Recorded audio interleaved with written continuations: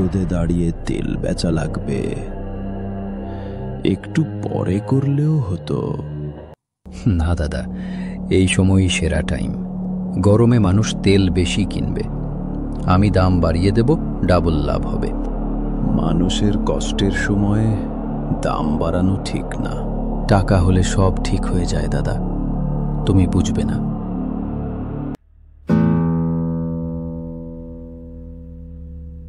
ভাত লিটার তেল দাও। আজকে 1 লিটারের দাম 200 টাকা। কি? কাল তো 100 ছিল। আজ গরম বেশি, তাই দামও বেশি।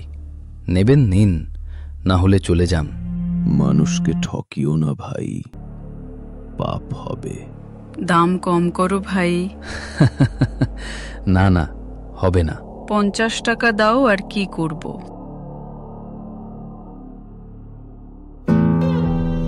মানুষের কষ্টের সময়ে দাম বাড়ানো ঠিক না।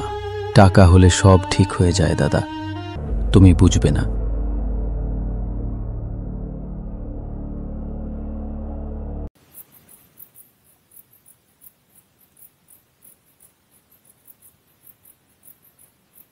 কোথায় গেলে?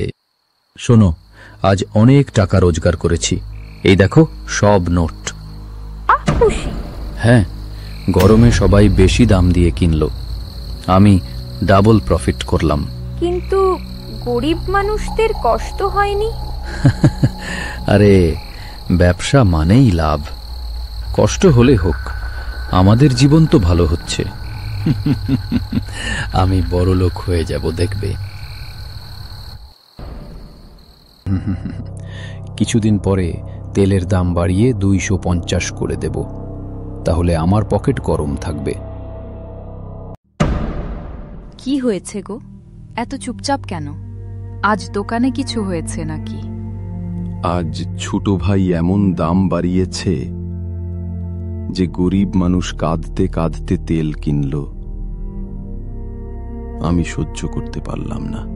তুমি তো সব সময় সৎ, তুমি কি কিছু বলো কে? চেষ্টা করেছি, কিন্তু সে শোনেনি, শুধু টাকার দিকেই তাকিয়ে আছে। লোভ একদিন মানুষকে শেষ করে দেয়। তুমি চিন্তা করো না, ঈশ্বর সব দেখছেন। আমি চাই না ও ভুল পথে যাক। যদিও পরিবর্তন হয়, সবচেয়ে বেশি খুশি আমি।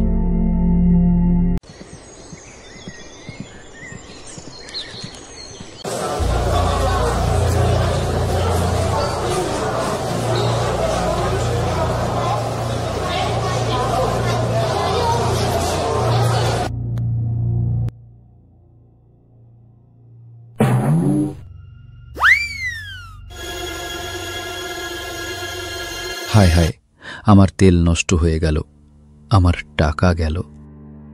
দেখলে ভাই, লোভের ফল কি হয়। গরমের থেকেও লোভের আগুন বেশি জ্বালায়। হায় রে হায় ঈশ্বর। দাদা, আমি ভুল করেছি। মানুষের সাথে বিশ্বাসঘাতকতা করেছি, দাম বাড়িয়ে তাদের কষ্ট দিয়েছি। ভগবান আমাকে শাস্তি দিলেন, আমি আর লোভ করব না, আর মানুষকে ঠকাবো না। এটাই ভালো। ভুল করলে স্বীকার করাই বড় কথা। আজ তুমি শিখেছ, এটাই সবচেয়ে বড় জিনিস। মানুষকে ঠকিয়ে কেউ বড় হওয়া যায় না।